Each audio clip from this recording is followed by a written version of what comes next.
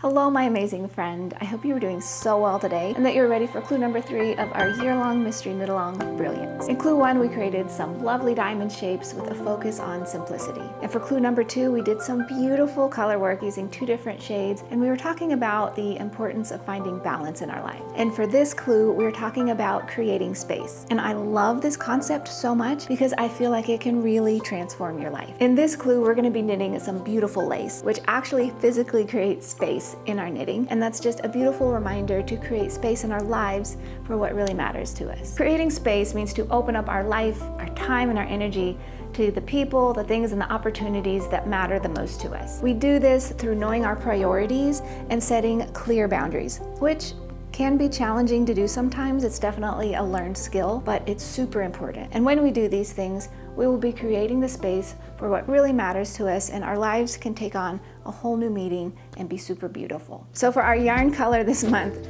we are recommending Aeolus, which is a vivid, stunning purple on our Buttery Sport yarn. It's a vivid and striking violet tone.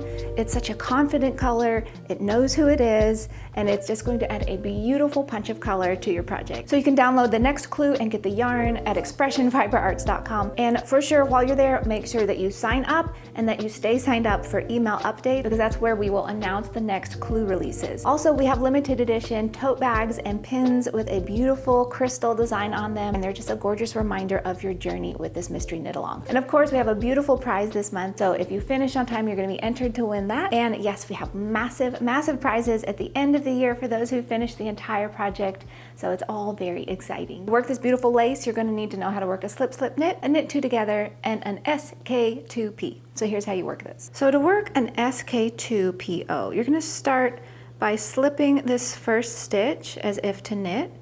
So insert your needle like so and slip that stitch.